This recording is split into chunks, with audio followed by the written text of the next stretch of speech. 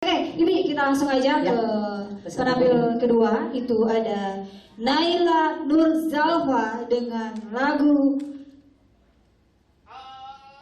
Haleluya. Oke, dengan lagunya Benta Bandung. Silakan, tahu ya. Tepuk tangan dulu dong.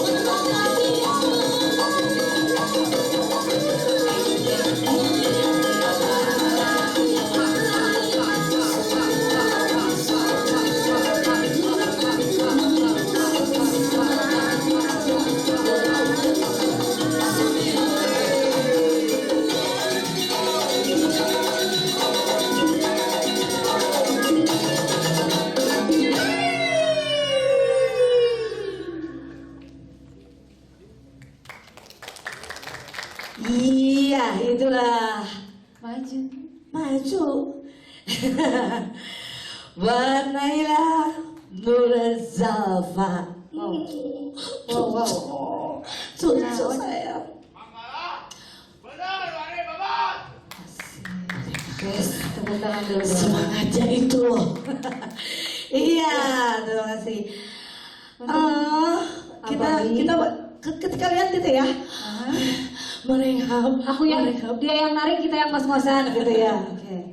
Langsung aja kita ke dewa juri kita. Masya Allah. Aduh. Sudah bagus.